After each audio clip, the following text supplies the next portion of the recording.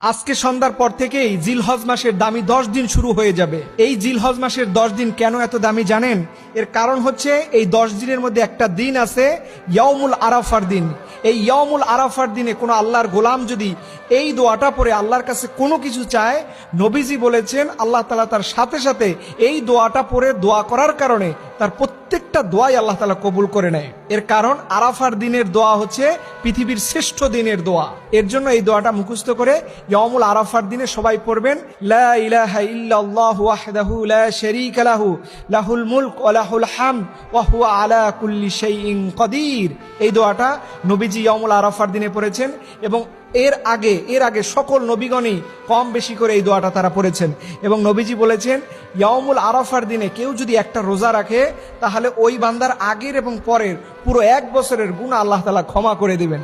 বিশেষ করে যারা কোরবানি দিবেন, আজকে সন্ধ্যার পর থেকে আপনারা